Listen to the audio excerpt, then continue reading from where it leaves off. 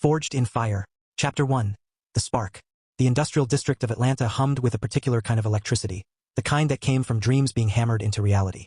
Zora Baptiste navigated her Tesla through streets lined with converted warehouses, her GPS insisting she'd arrived even though the building looked more like a fortress than a workshop. This better be worth it, she thought, clutching the velvet pouch that held 3 months of her reputation. The black opal inside had cost her a small fortune and a larger favor. Mrs. Chun, her most demanding client, wanted a piece that would make grown men weep. No pressure. Zora pushed through the heavy steel door, and the world transformed. The space was cathedral-like. Soaring ceilings, shafts of dusty sunlight illuminating workbenches covered in metal sculptures that looked like they'd been stolen from dreams. The air tasted like fire and possibility. "You're early." The voice came from the shadows, low and rumbling like distant thunder. Then he stepped into the light, and Zora's carefully constructed composure cracked. Holy hell. William Crawford was carved from darkness itself. 6'4" of solid muscle, skin like polished ebony, head shaved clean except for a meticulously groomed mustache. His arms were marked with burn scars that somehow made him more beautiful, a warrior's testament. He wore a leather apron over a simple black t-shirt that did absolutely nothing to hide the architecture of his chest. "I believe in respecting people's time," Zora said. Grateful her voice didn't betray the sudden heat flooding her body. She set her bag on a clean section of workbench. "I was told you're the only welder in the city who won't destroy delicate stones." William moved closer, and Zora caught his scent. Clean sweat, metal and something darker. Cedar, maybe, old leather. Depends on the stone. He extended his hand. "And the designer." His palm swallowed hers. The contact sent electricity up her arm, settling somewhere dangerous in her chest. Zora pulled away first, suddenly needing distance. "Get it together. He's just a contractor." But when she pulled the opal from its pouch, their fingers brushed again as he took it. William held the stone up to the light, and Zora found herself mesmerized by the gentleness of his touch. Those massive hands cradled the opal like it was made of dreams. "Black opal," he murmured. "Australian. Lightning Ridge. The best. And you want titanium filigree." His dark eyes, impossibly dark, like looking into wells, met hers. "That's a dangerous combination. 1 degree too hot, and this beauty becomes expensive regret. That's why I'm here." A slow smile curved his lips. "You trust me already?" "I trust your reputation. Reputations can be misleading." He set the opal down with infinite care. "But I'll make you something that'll stop hearts." Starting with mine, Zora thought wildly. "When can you start? You asking about the piece, or something else?" The air between them crackled. Zora felt her pulse in her throat, between her legs. This was insane. She'd been in the room with him for 5 minutes. "The piece," she said firmly. "Strictly professional." "If you say so." William turned to a design board covered in sketches. "Show me what you're imagining." Zora pulled out her iPad, calling up her digital renderings. As she explained her vision, a piece that would cradle the opal like darkness holding a star, she became aware of William's proximity. He'd moved behind her, close enough that she could feel the heat radiating from his body. "You're thinking too safe," he said quietly, his breath stirring the small hairs at her nape. "This stone? It wants to be dangerous. It wants to seduce." "That's quite an interpretation of a mineral. Everything has desire, Ms. Baptiste. Even stone. Especially stone." His finger traced the screen, never quite touching her hand but close enough to make her skin hum. "See this curve? It should be sharper. A blade. Something that promises it might cut you if you're not careful. My client wants elegant. Elegant and dangerous aren't opposites." William's voice dropped lower. "Sometimes they're the same thing." Zora turned her head slightly and found his face inches from hers. Up close, she could see the fine lines around his eyes, the silver threading through his mustache. 40, maybe. Life lived and unashamed. "How long have you been doing this?" she asked, needing to fill the charged silence. 25 years. Since I was 16. He straightened, giving her space she suddenly didn't want. "Started in Chicago working with my grandfather. He taught me that metal isn't dead. It's just sleeping. You wake it up with heat and patience." "Chicago." The word detonated in Zora's mind like a flashbang. "Chicago?" she repeated slowly. "South Side. Left when I was 17. After." He stopped, something flickering across his face. "After people left." Zora's mouth went dry. The shop suddenly felt smaller, hotter. A memory was trying to surface, but it was buried under 25 years of scar tissue. "I grew up there too," she said carefully. "South Side. My grandmother's house on 63rd. William went very still. He turned fully to face her, and for the first time really looked. Not at her body, not at her designer clothes, but into her face like he was searching for something lost. "What did you say your name was?" "Zora Baptiste." "But," her heart was hammering now, "but it used to be Thompson. Before my mother remarried." The color seemed to drain from William's face, which should have been impossible given his skin tone, but Zora watched it happen. "Zora Thompson," he breathed. "With the silver bicycle." The girl who made jewelry from stolen flowers. The world tilted. Willie. The childhood name felt strange on her adult tongue. Willie Crawford? Who promised to build me a castle out of scrap metal and dreams. His voice was rough, wrecked. Jesus Christ. Zora. They stared at each other across 25 years and 10 feet of concrete floor. Zora's mind was spinning. Willie Crawford had been the boy next door the summer she'd lived with her grandmother. 12 years old, both of them, caught in that strange liminal space between childhood and adolescence. He'd been lanky then, all knees and elbows, but even at 12 he'd had those hands, always building something, fixing something, creating something from nothing. They'd been inseparable for 3 months. 3 perfect months before her mother had come to collect her, taking her away to a new life, a new last name, a new world. Zora had cried for weeks, then months, then years, until eventually the grief had calcified into memory, and memory had faded into dreams. You got tall, Zora said stupidly. A laugh burst from William. Deep, surprised, genuine. You got devastating. The word hung between them. Devastating. I looked for you, he said suddenly. After you left. Your grandmother said you'd moved away, that your mother wanted a fresh start. Wouldn't give me an address, a phone number. Nothing. She thought we were too attached. That it was. Zora swallowed. Inappropriate. We were 12. We held hands. I kissed your cheek. Scandalous, William said dryly, but his eyes were burning. I looked for you on social media. Facebook, Instagram. Nothing. Like you'd vanished. Baptiste is my stepfather's name. I took it when I was 16.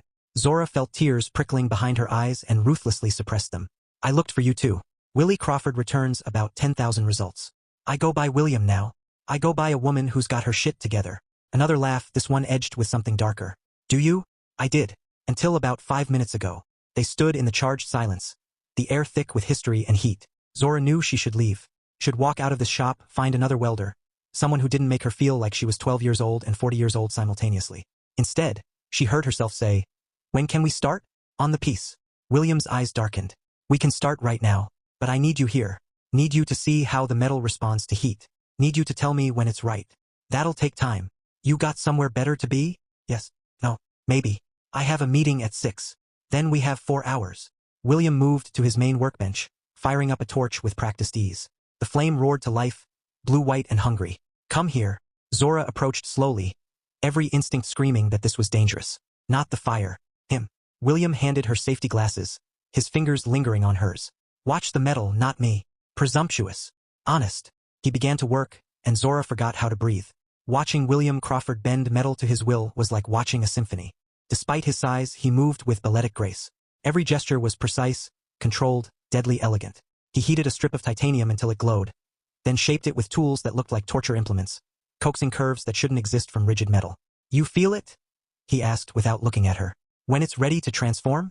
I work with finished metal. This is alchemy. The torch hissed as he adjusted the flame. Everything has a breaking point. The trick is finding the temperature where it becomes flexible without destroying its integrity. Sounds like a metaphor.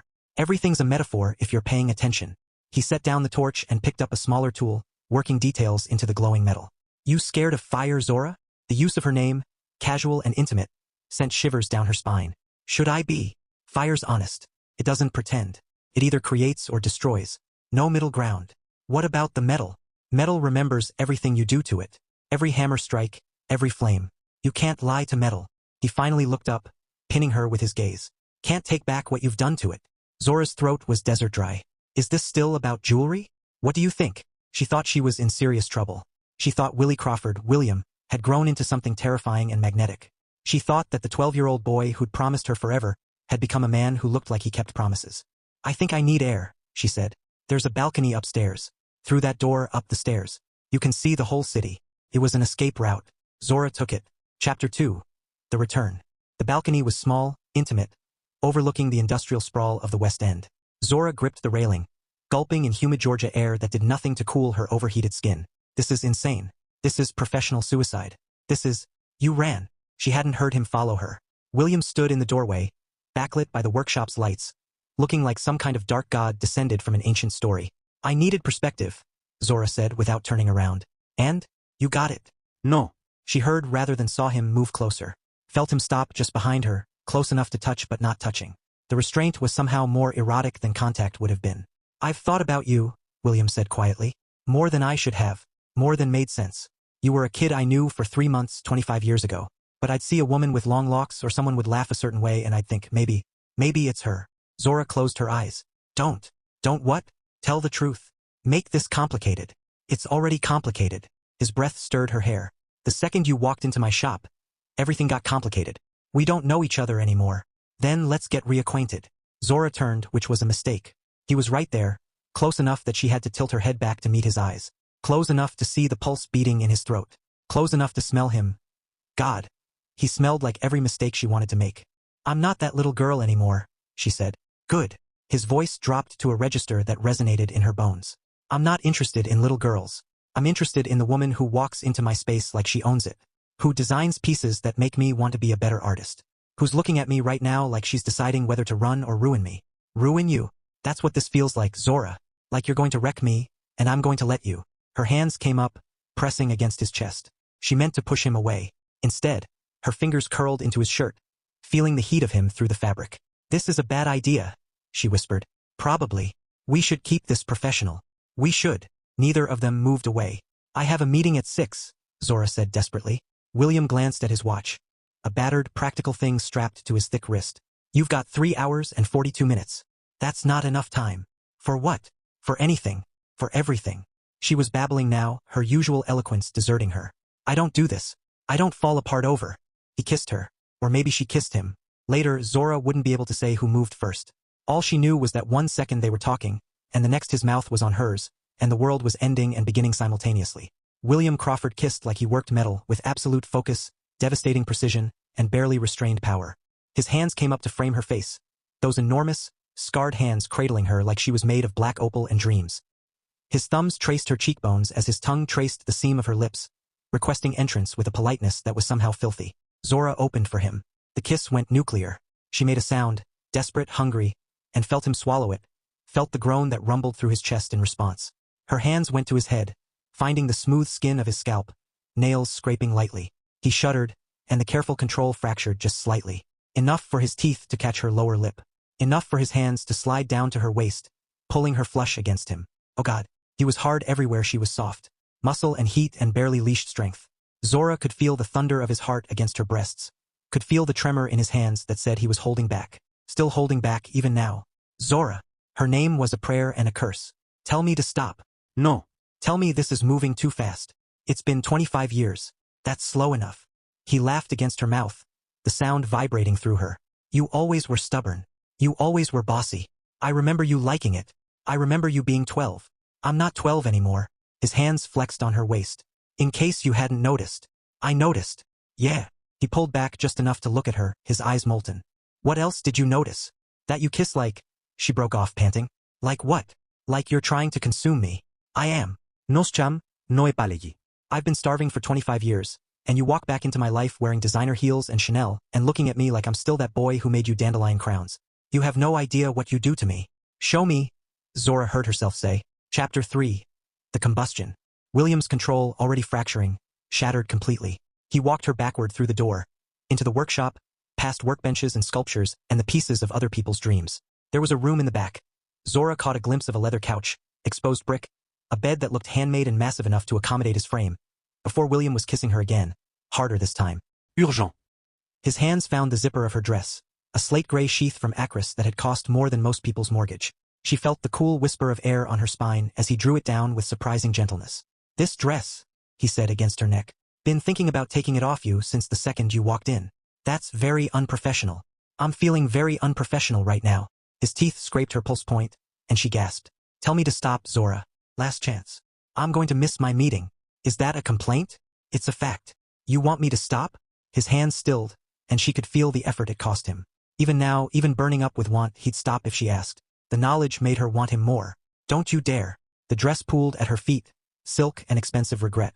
William made a sound deep in his throat that was purely male appreciation. Zora stood before him in black la perla that had been chosen that morning for confidence, not seduction.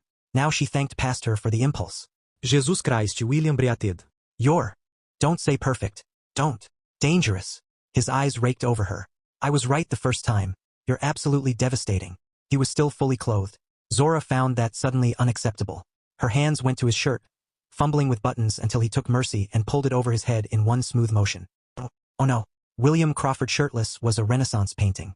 All hills and valleys of muscle, skin gleaming like polished stone.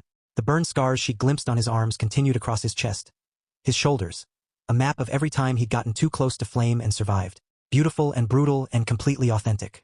Zora's hands trembled as she traced one scar, a particularly angry-looking slash across his ribs. Does it hurt? Not anymore. He caught her hand, brought it to his mouth, kissed her palm, then her wrist, then the sensitive skin of her inner elbow. Only thing hurting right now is how badly I want you. Then take me. Not yet. His smile was wicked.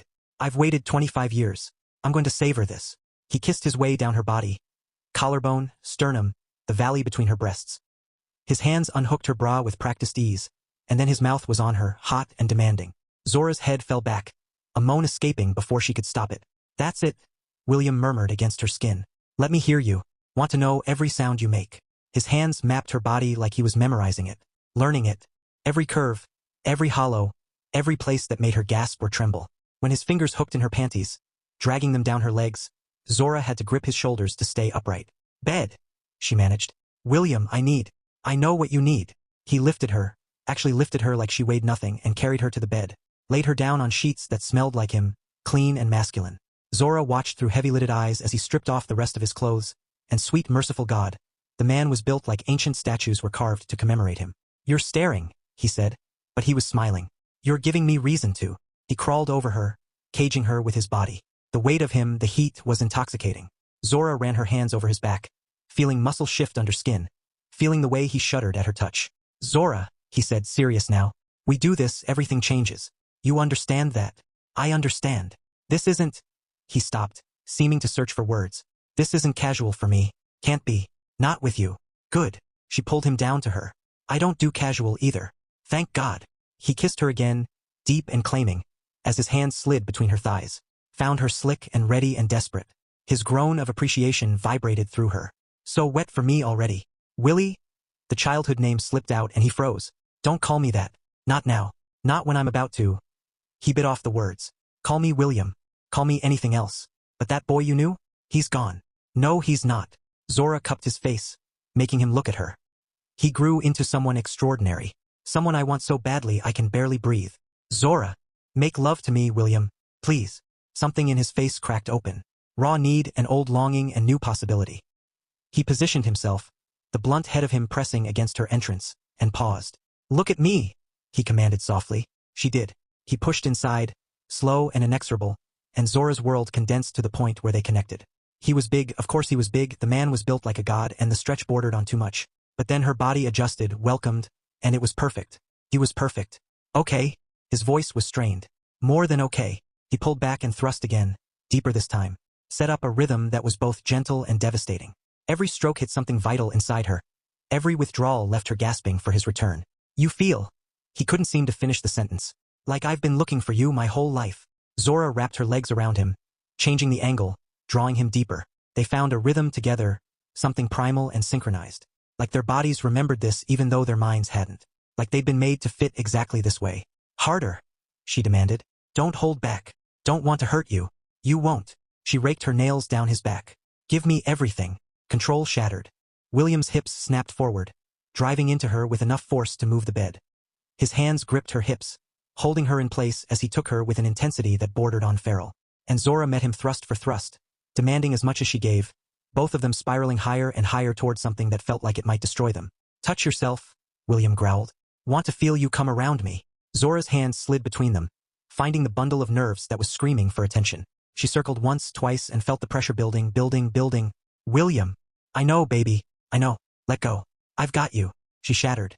The orgasm ripped through her like wildfire, like lightning, like every cliché she'd ever rolled her eyes at because nothing had prepared her for this.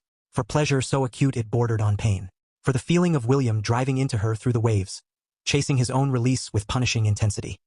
He came with a shout, her name torn from his throat, his whole body going rigid as he emptied himself inside her. Then he collapsed, catching his weight on his forearms, so he didn't crush her. Both of them gasping for air like they'd surfaced from deep water. Holy hell, Zora managed eventually. William laughed, breathless. That's one way to put it. I can't feel my legs. That's the goal. He rolled to the side, pulling her with him so they were tangled together, sweaty and satisfied. His hand traced lazy patterns on her back, and Zora felt herself drifting in the aftermath, boneless and warm. "You're missing your meeting," William said after a while. "I don't care. Liar." "Okay, I care a little. But..." She propped herself up to look at him. This was worth it. Just worth it. Life-altering. Earth-shattering. Every other hyperbolic phrase. He smiled and it transformed his face. Made him look younger, lighter. Like the boy she'd loved 25 years ago was still in there somewhere. "We should probably talk about what this means," he said. "We should. But right now I just want to stay here. I can work with that." They lay in comfortable silence, watching shadows lengthen across the brick walls. Zora knew reality would intrude soon enough. Questions and complications and the messy business of two full lives trying to merge. But for now, wrapped in William's arms, she let herself just be, just feel, just exist in this perfect, suspended moment where the past and present had collided and created something entirely new. Chapter 4. The morning after. Zora woke to the smell of coffee and the sound of metal on metal, a rhythmic tapping that resonated through the loft like a heartbeat. For a disoriented moment, she couldn't remember where she was. Then the events of the previous day came flooding back, and heat rushed to her face. "Oh God, I slept with William Crawford. I slept with Willie." She sat up, pulling the sheet around herself, and found her dress neatly folded on a chair, her shoes lined up beneath it. Through the open door, she could see William at his workbench, wearing jeans and nothing else, his back muscles shifting as he worked on something small and delicate. He must have sensed her watching because he turned, a slow smile spreading across his face. "Morning, beautiful. What time is it?" "7. You slept hard." He set down his tools and crossed to the bed, carrying 2 mugs of coffee. "Figured you'd need this." Zora accepted the mug gratefully, inhaling the rich aroma. "You're already working?" "Couldn't sleep. Had ideas." He sat on the edge of the bed, close enough to touch but giving her space. "About the opal piece. About other things." "Other things?" "You." What happens next?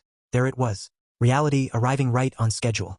Zora sipped her coffee, buying time. In the clear light of morning, everything felt more complicated. She had a business to run, clients to manage, a life that was carefully ordered and controlled. William was chaos wrapped in muscle and promises. Beautiful, tempting chaos. "I don't know what happens next," she admitted. "That scares you." "Terrifies me." She met his eyes. "I don't do spontaneous, William. I plan everything. My business, my schedule, my relationships. This," she gestured between them, "this is the opposite of everything I am. Maybe that's not a bad thing. Or maybe it's a disaster waiting to happen." William set his mug down carefully. "You want to walk away? Pretend yesterday didn't happen." "I want..."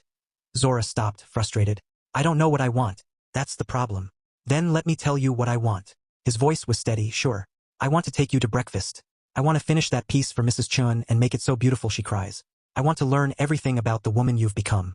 And then I want to take you home and make love to you again. Slower this time. With all the lights on." Zora's breath caught. "That's very specific." "I'm 42 years old, Zora. I don't have time for games. I know what I want."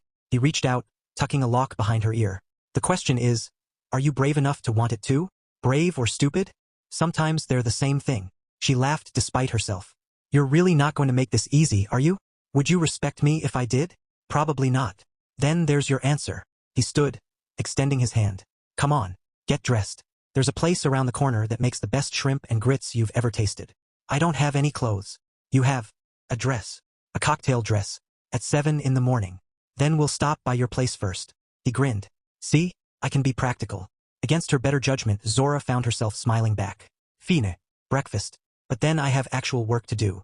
"So do I. We can be responsible adults who also happen to..." "Don't finish that sentence." "Enjoy each other's company," he finished innocently. Zora threw a pillow at him. Chapter 5. Building Heat. 6 weeks later, Zora stood in William's workshop, watching him put the finishing touches on Mrs. Chen's opal piece. The setting had evolved far beyond her original design. William had added unexpected elements, curves that caught light and shadow, making the piece look alive. "It's perfect," she breathed. "It's close." William made a minute adjustment with a tool so small Zora could barely see it. "But not quite there yet. You're a perfectionist," says the woman who redid her sketches 14 times. 12 times. I counted. 14. Zora moved behind him, wrapping her arms around his waist, pressing her cheek against his broad back. It had become her favorite position, close enough to feel his heartbeat, surrounded by his warmth and the smell of metal and fire. In 6 weeks, her carefully ordered life had been thoroughly disrupted. William had integrated himself into her routine with the same patient precision he applied to his metalwork. Breakfast at the corner cafe. Afternoons split between her studio and his workshop. Evenings tangled together in his bed or hers, learning each other's bodies with an intensity that should have scared her but instead felt inevitable. I have news, she said against his back. Good news or complicated news? Both, maybe. She took a breath. I got an offer to collaborate with a designer in Paris. 3-month residency. It's the kind of opportunity people wait their whole careers for. William's hands stilled on the opal setting. When would you leave? Next month. If I accept. If. He turned in her arms, searching her face. You're not sure. I wasn't. Before. She touched his chest, feeling his heart accelerate under her palm. Now everything's different. Zora, I'm not asking you to tell me what to do, she interrupted. I know it's too soon for that. We've only been, whatever we are, for 6 weeks. That's nothing. That's everything, William said quietly. 6 weeks with you feels like everything. Her throat tightened. Don't make this harder. I'm not trying to. He cupped her face, thumbs stroking her cheekbones. I'm trying to be honest. You want to go to Paris? Go. Chase that dream. I'm not going to hold you back. But I'll miss you like hell. And I'll be here when you get back. If you want me to be. 3 months is a long time. I waited 25 years to find you again. 3 months is nothing. Zora felt tears prickling behind her eyes. What if I come back and everything's changed? What if you come back and everything's exactly the same? What if this? He pulled her closer until they were breathing the same air. Is the kind of thing that doesn't fade? What if we're the kind of people who wait? You make it sound simple. It is simple. Doesn't mean it's easy. He kissed her forehead, her cheeks, the corner of her mouth. Go to Paris, Zora. Make beautiful things. Break hearts. I'll be here, making sure nobody else sits in your favorite spot at the café. She laughed wetly. That's the most romantic thing anyone's ever said to me. Just wait. I'm full of romantic gestures involving power tools and molten metal. Weirdo. You're weirdo, apparently. Yeah, Zora said softly. Mine. They stood there, wrapped in each other, while around them the workshop hummed with possibility. The opal caught the afternoon light, throwing rainbow fire across the walls. Promise made solid. A dream held in titanium and stone. Chapter 6. The Discovery. Zora had been in Paris for exactly 47 days when she realized her period was late. Not just late, absent. Missing in action. Along with her usual caffeine tolerance, her ability to walk past patisseries without gagging, and any sense of emotional equilibrium. She sat in the tiny bathroom of her Paris apartment, staring at 3 positive pregnancy tests lined up on the sink like an accusation. No. This wasn't part of the plan. The plan was 3 months in Paris, return to Atlanta, figure out what she and William were building together. The plan did not include a baby. The plan definitely did not include being pregnant and alone in a foreign country. Her phone sat on the counter, William's name at the top of her recent calls. They talked every day, video calls when the time zones aligned, voice notes when they didn't. He'd sent her pictures of the completed opal piece, of new projects, of the way the afternoon light hit the workshop. She'd sent him sketches and photos of Paris and confessions whispered at 2 a.m. when she missed him so badly she couldn't breathe. But this? How did she tell him this? Hey, remember that night we definitely used protection? Well, apparently the universe has a sense of humor. Zora picked up her phone, put it down, picked it up again. Her hands were shaking. Before she could overthink it further, the phone rang. William's face filled the screen, and she almost burst into tears just seeing him. Hey, beautiful, he said. Then his expression changed. What's wrong? What makes you think something's wrong? Zora, I can see your face. She opened her mouth, closed it, tried again. I need to tell you something. William straightened, and she could see him bracing himself. Okay. The words stuck in her throat. I'm pregnant. Silence. William's face went very still, the way it did when he was processing something massive. Say something, Zora whispered. How far along? 6 weeks, maybe 7. I haven't seen a doctor yet, but the timeline matches. That first night. Probably. Or one of the nights right after. We were careful, but nothing's foolproof. William ran a hand over his head, a gesture she recognized as him thinking furiously. How do you feel? Physically, nauseous, tired, terrified, and emotionally? Terrified didn't cover that? A ghost of a smile crossed his face. Fair. William, I don't know what to do. I'm in Paris. I have 2 more months on this residency, and I'm growing a human that I didn't plan for and definitely don't feel ready for. The words tumbled out in a rush. And I know this is a lot to drop on you over video chat, but I can't. Breathe, baby. Just breathe. She tried, failed, tried again. First things first, William said, his voice steady, calm. The voice he used when working with delicate materials. Have you eaten today? What? That's not. Humor me. Some crackers. This morning. That's not enough. I need you to eat something even if it's just toast. Then I need you to find a doctor. Can you do that? I don't speak French well enough to. The residency program must have resources. English-speaking doctors. Someone who can see you. Make sure you're healthy. He leaned closer to the camera. Can you do that for me, Zora? Can you take care of yourself while I figure out how to get there? Get here? William, you can't just drop everything and watch me. Your work can wait. You can't. His eyes were fierce. You're carrying my child. You think I'm going to let you go through this alone? Something in Zora's chest cracked open. I don't even know if I'm keeping it yet. That's your choice. Whatever you decide, I support you. But you shouldn't have to make that choice alone either. He sat back, and she could see him already planning. I can be there in 2 days. 3 at most. I need to arrange some things, but William, that's crazy. Probably. But you're in Paris, pregnant with my baby, and I'm in Atlanta. That's crazier. He smiled, and it was soft, devastating. Besides, I've never been to Paris. Might be romantic. Despite everything, Zora laughed. You're impossible. You like that about me. Sometimes I'm not sure why. Because I keep my promises, William said quietly. I promised I'd be here when you got back. Turns out here just needs to be wherever you are. Tears spilled over, and Zora didn't bother wiping them away. I'm scared. I know, baby. I know. This changes everything. Yeah, it does. He paused. But maybe not in a bad way. How can you say that? We've only been together for 11 weeks, 3 days, and about... He glanced at his watch. 14 hours. I know because I've been counting. William's expression was serious now. Zora, I'm 42 years old. I've had relationships. I've had women I thought maybe I could build something with. But you're not a maybe. You haven't been since the second you walked back into my life. That's the hormones talking. Making everything seem more. This isn't hormones. This is me telling you that if you want to keep this baby, I'm all in. If you don't, I'm still all in. Whatever you need, however you need me to show up, I will. He leaned forward again. But I need you to hear me when I say this isn't some obligation I'm fulfilling. This is me choosing you, choosing us, choosing whatever comes next. Zora pressed a hand to her mouth, trying to hold back the sob building in her chest. Now eat something, William said gently. Find a doctor. Text me the details of your appointment. And Zora? Yeah, we're going to be okay. All of us. After they hung up, Zora sat in the bathroom for a long time, one hand pressed to her still flat stomach. A baby. She was going to have a baby. With William Crawford, the boy who'd promised her castles made of scrap metal, who'd grown into a man who built dreams for a living. It should have terrified her. It did terrify her. But underneath the terror was something else. Something that felt almost like hope. Chapter 7, Paris in the Spring. William arrived on a Wednesday afternoon, carrying a duffel bag and a leather portfolio that Zora recognized as the one he kept his most precious sketches in. She met him at her apartment, and the second he walked through the door, she burst into tears. Hey, hey, he murmured, pulling her into his arms. I've got you. I'm a mess, she sobbed into his chest. I cry at everything now. I cried at a commercial for cheese yesterday. Cheese, William. He laughed, the sound rumbling through her. Pregnancy hormones are no joke. How do you know about pregnancy hormones?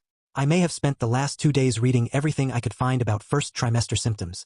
He pulled back enough to look at her. Did you know that the baby's heart starts beating at 6 weeks? That's probably happening right now.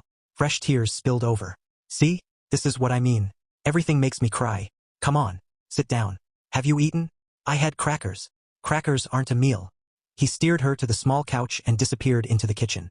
10 minutes later, he emerged with toast, sliced fruit, and ginger tea. Start with this. Doctor said ginger helps with nausea. You talked to a doctor? Called my sister. She's had 3 kids. She gave me a whole list of things that might help. He settled beside her, watching as she nibbled the toast. She's excited, by the way, about being an aunt again. You told your family? Just Simone. She won't say anything until you're ready. He paused. She did say, and I quote, "It's about damn time you settled down." Zora managed a weak laugh. We've been together for less than 3 months. Technically, we've known each other for 25 years. We were 12. Details. He pulled the leather portfolio onto his lap. I brought you something.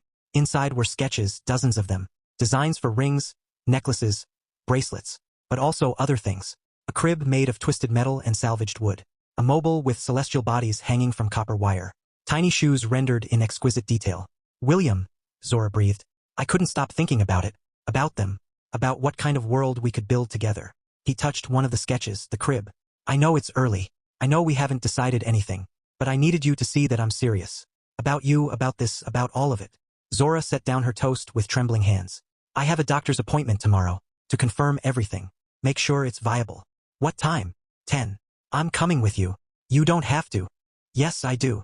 He took her hand, threading their fingers together. We're doing this together. Every step. That's not negotiable. You're very bossy. You like that about me. Sometimes. He kissed her knuckles. Tell me about the residency. Show me what you've been working on. So she did.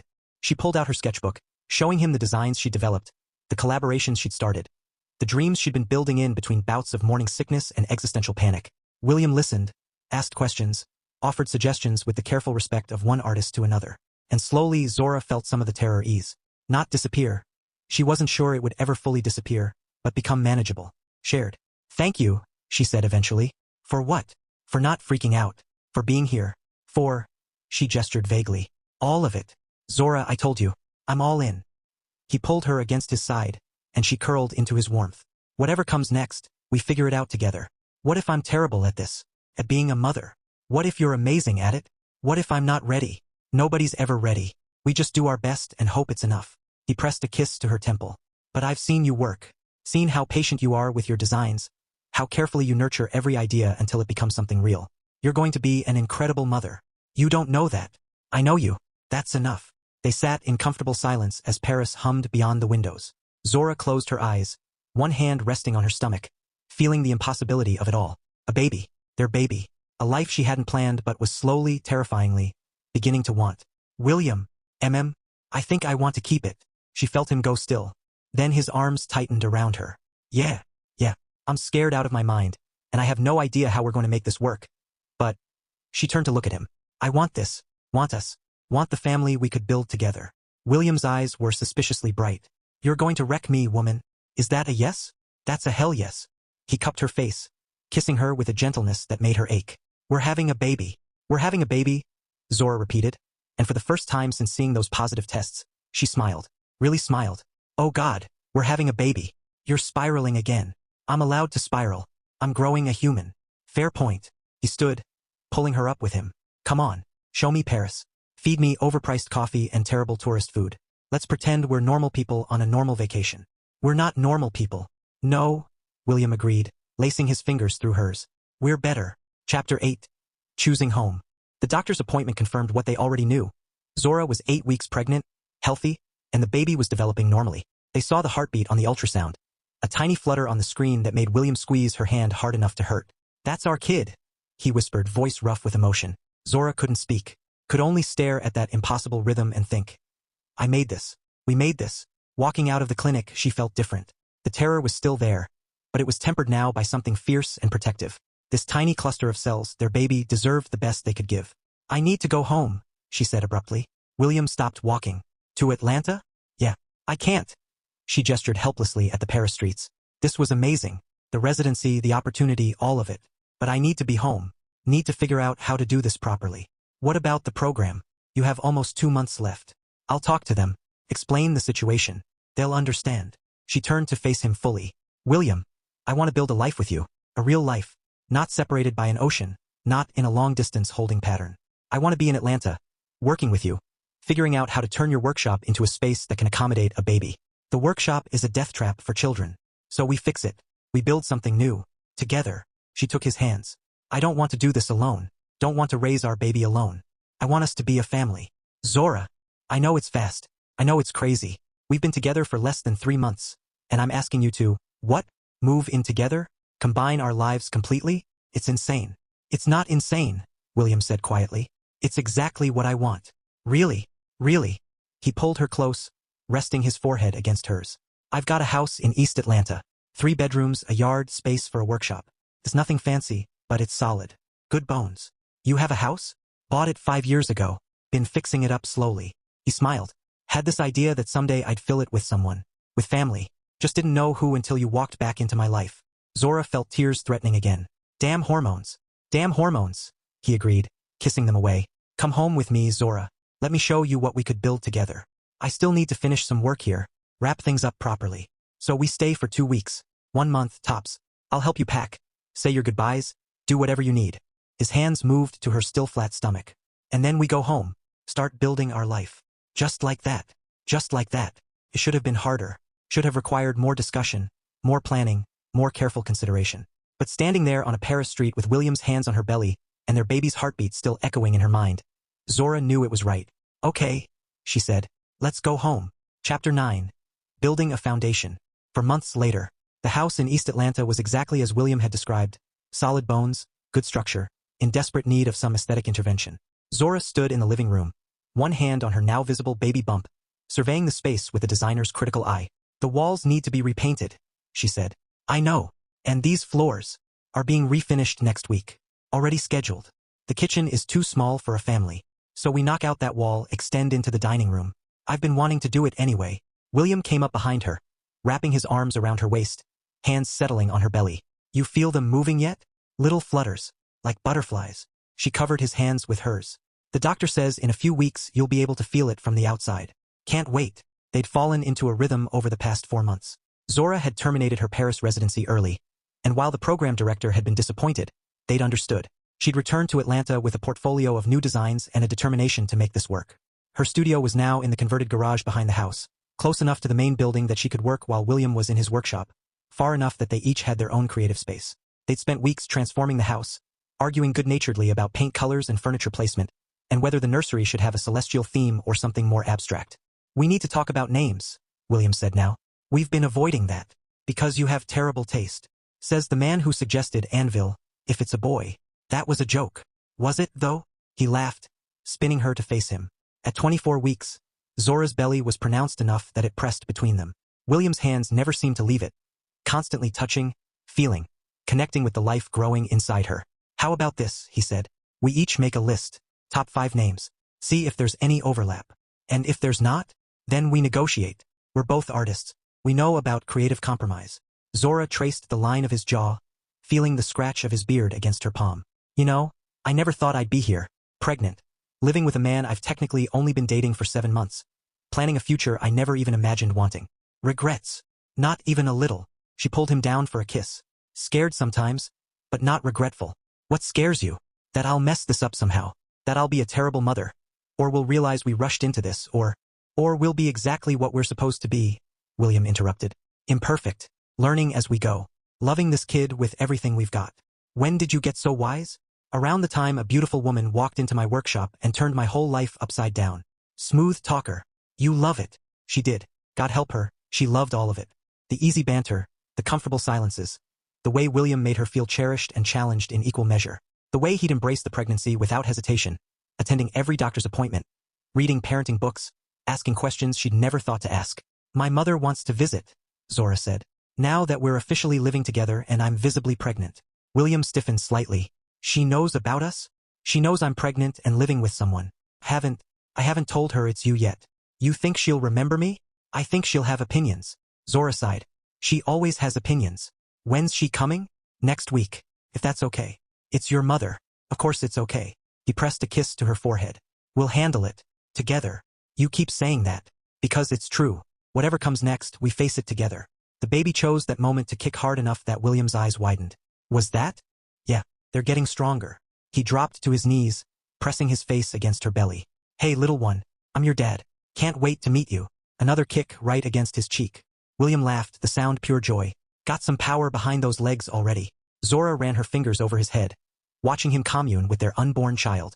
This man who'd found her again after 25 years, who'd looked at her positive pregnancy test and said, I'm all in.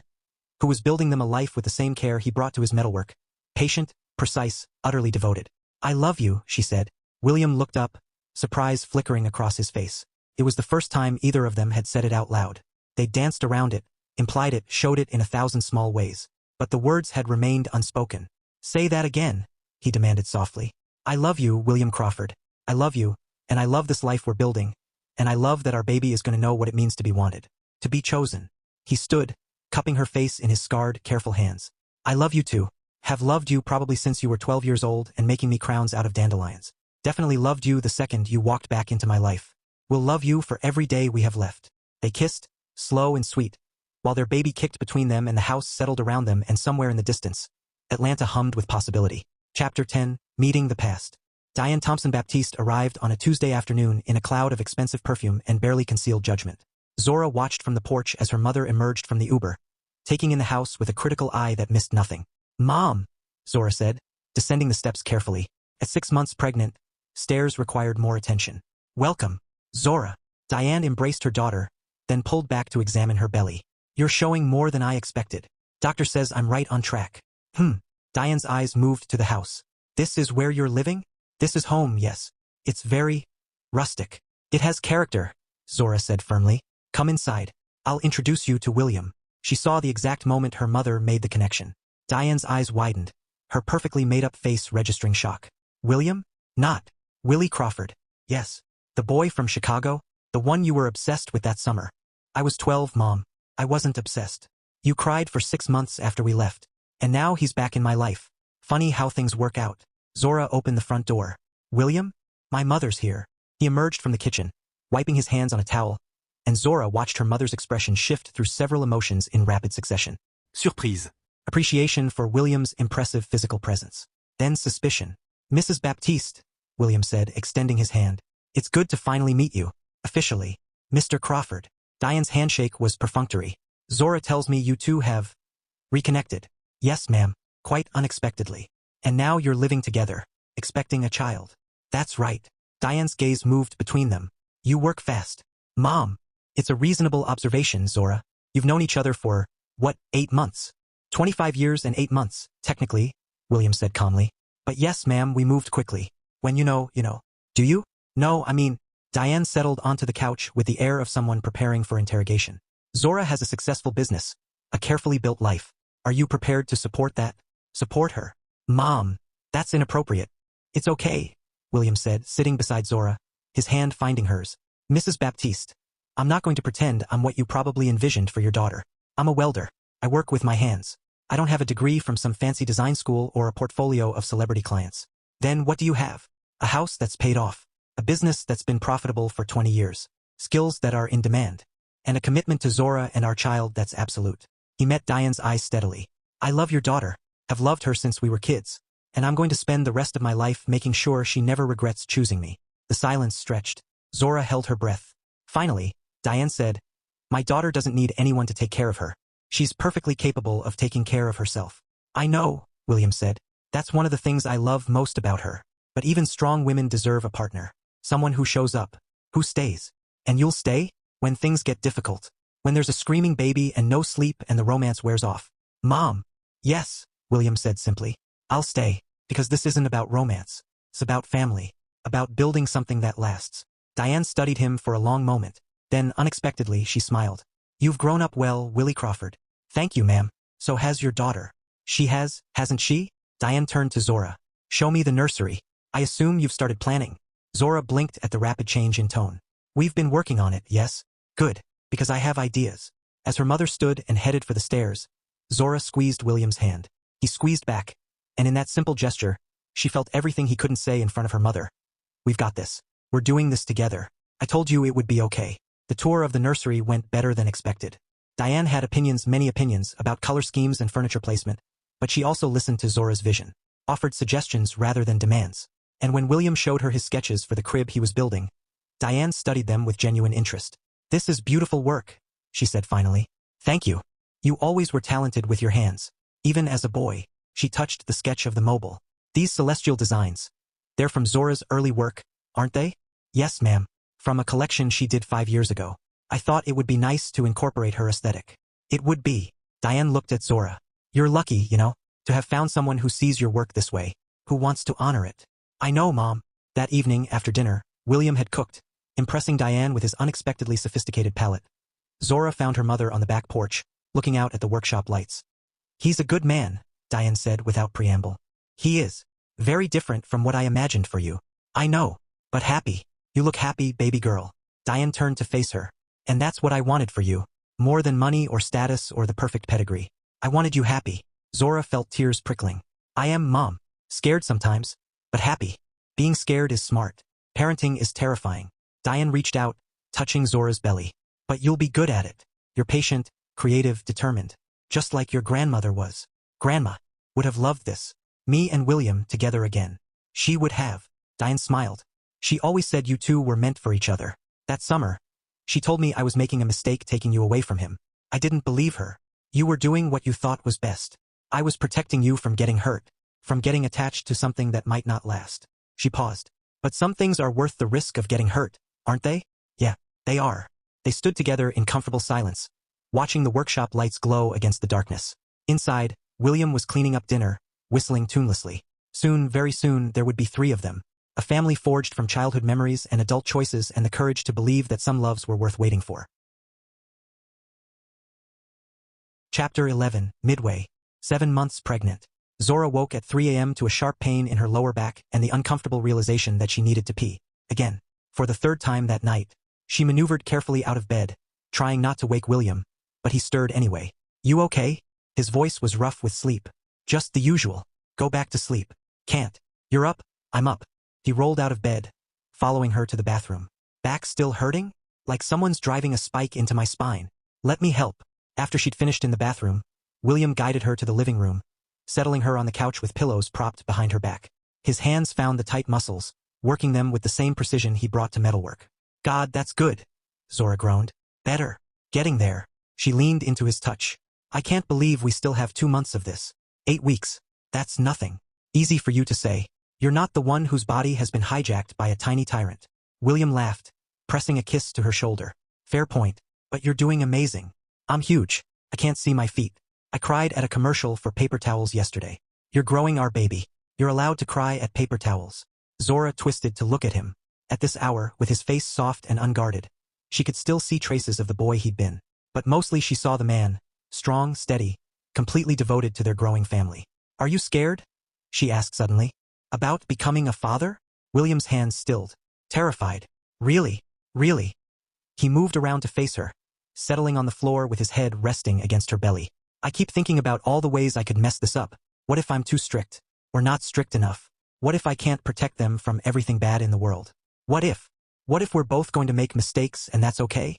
Zora ran her fingers over his head. We're human, William. We're gonna screw up sometimes.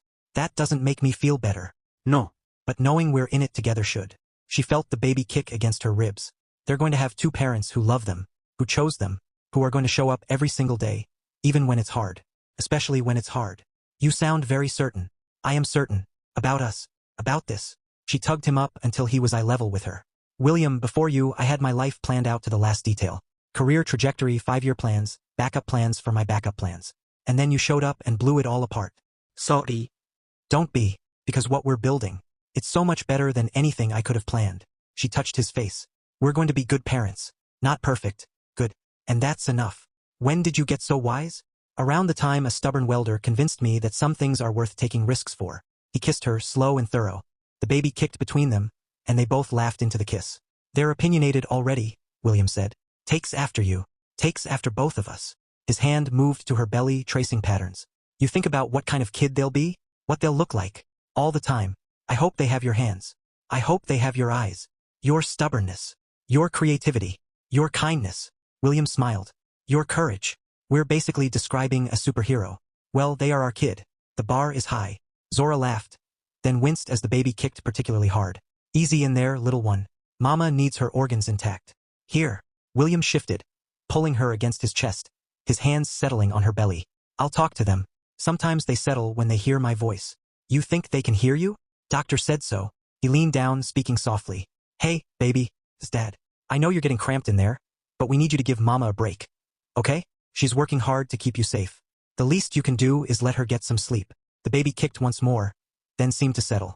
Zora felt her body relax. How did you do that? Natural talent. William kissed her temple. Think you can sleep now? Maybe, if you come back to bed with me. I'm not going anywhere. They made their way back to the bedroom, William steadying Zora when she wobbled. In bed, he curled around her, one hand never leaving her belly. Zora drifted in that space between waking and sleeping, feeling safe, cherished. William, I love our life. Yeah. Even the 3 a.m. bathroom runs and the backaches and the weird cravings. You love that I made you pickle ice cream at midnight? I love that you didn't question it. Just made it and handed it over with a straight face. He laughed softly. I love you, Zora Baptiste. Even when you have terrible taste in frozen desserts. Thompson Crawford, she said sleepily. What? I've been thinking about names. Not for the baby. For me. She turned her head to see his face in the darkness. I want to be Zora Thompson Crawford. Keep my history but add our future. She felt him go very still. You want to take my name? I want to share it. Make it official that we're building something permanent. She paused. Unless you think it's too soon or, marry me. Now it was Zora's turn to go still. What? Marry me? William repeated, propping himself up on one elbow. I know we've only been together for 9 months. I know we're doing everything backward. But I don't care. I want you to be my wife. Want our baby to have parents who are committed in every possible way. You're proposing? Right now? At 3:30 in the morning, while I'm 7 months pregnant and haven't brushed my teeth. I'm proposing. Right now. Because this is us, Zora. We don't do anything the traditional way, and I don't want to start now. His hand covered hers on her belly. Marry me. Let's build this family the right way. Together, committed, all in. I don't have a ring. I'll make you one. Something that's exactly you. Elegant and dangerous and beautiful. People will say we're crazy. People have always talked. Let them. My mother will have opinions. Your mother always has opinions. She'll deal. Zora felt tears sliding down her cheeks. Damn hormones. Damn perfect moments. Damn this man who'd found her again and refused to let her go. Yes, she whispered. Yes, yes, I'll marry you, William Crawford. Yes, I'll be Zora Thompson Crawford. Yes to all of it. He kissed her then, deep and claiming, while their baby kicked approval between them. And Zora thought about that summer 25 years ago, when a lanky boy had promised to build her a castle out of scrap metal and dreams. He'd kept his promise. Just not in the way either of them had expected. Chapter 12. The family they chose. 2 weeks later, they got married on a Thursday afternoon in William's workshop, surrounded by sculptures and the smell of metal and fire. No big ceremony, no elaborate planning. Just them, the officiant, and a handful of people who mattered. Zora wore a simple cream dress that accommodated her very pregnant belly. William wore his good jeans and a button-down shirt. Diane cried, claiming it was allergies. William's sister Simone laughed and said it was about damn time. You look beautiful, William said as they stood before the officiant. A woman Simone knew who'd agreed to the last-minute ceremony. I look like I swallowed a beach ball. A beautiful beach ball. His hands settled on her belly. The most beautiful beach ball I've ever seen. Smooth talker. You love it. The ceremony was short, simple. Traditional vows that somehow felt radical when spoken in a converted warehouse by two people who'd found each other across 25 years and every logical reason not to. I, William, take you, Zora, to be my wife. To have and to hold from this day forward. For better, for worse, for richer, for poorer, in sickness and in health. To love and to cherish, until death do us part. I, Zora, take you, William, to be my husband. To have and to hold from this day forward. For better, for worse, for richer, for poorer, in sickness and in health. To love and to cherish, until death do us part. The rings William had made were perfect. His was a simple band of hammered titanium. Hers was more elaborate, black opal set in the same intricate filigree he'd created for Mrs. Chen's piece all those months ago. The stone caught the workshop lights, throwing rainbow fire. By the power vested in me by the state of Georgia, I now pronounce you husband and wife. You may kiss. William didn't wait for her to finish. He pulled Zora against him, carefully mindful of her belly, and kissed her like he'd been waiting his whole life for this moment, which Zora supposed he had. They both had. The small gathering applauded. The baby kicked enthusiastically. They approve, Zora said against William's mouth. Good, because we're stuck with each other now. Stuck is a strong word. Chosen, then. Committed. Forever. Forever, Zora agreed. Afterward, they had dinner at the house. Nothing fancy. Just Simone's famous lasagna and cake from the bakery down the street. Diane told embarrassing stories about Zora's childhood. Simone countered with equally embarrassing stories about William. Everyone laughed and ate too much and marveled at how right this all felt. Later, after everyone had left, William and Zora sat on their back porch, watching the workshop lights glow in the darkness. We did it, Zora said. We did. Got married. Built a home. About to have a baby. Technically, you're about to have a baby. I'm just moral support. She swatted his arm. You know what I mean. Ido. He pulled her closer, his hand settling into its customary place on her belly. You know what I keep thinking about? What? That summer, when we were 12. His voice was soft. I promised you a castle made of scrap metal and dreams. I remember. I meant it. Even then, I meant it. He gestured to the house, the workshop, the life they'd built. Maybe not a literal castle, but this us. It's what I was trying to promise you. Place where dreams are made real. Where we build things that last. Zora felt tears threatening again. When did you get so poetic? When I married a woman who makes me want to be better with words. You're doing fine. Yeah. Yeah. She tilted her head up for a kiss. I love you, husband. I love you too, wife. They sat in comfortable silence, wrapped in each other, while around them Atlanta hummed and their baby kicked and the future unfolded like metal under heat. Malleable, transforming, becoming something new. William, thank you. For what? For finding me again. For not giving up. For building this with me. Best decision I ever made, he said. Walking into that shop, turning around, seeing you. Best accident that ever happened. Not an accident. His hand pressed against her belly. Fate, destiny, whatever you want to call it. But not an accident. Zora didn't argue, because he was right. Some things, some people were meant to find each other. Whether it took 25 days or 25 years, some connections were inevitable. They'd been forged in fire once. as children holding hands and dreaming impossible dreams. And now, as adults, they were being forged again, in the heat of passion, the crucible of unexpected pregnancy, the steady flame of commitment. Different fires, same result, something strong enough to last, something that would hold them and their growing family through whatever came next. Together, always together,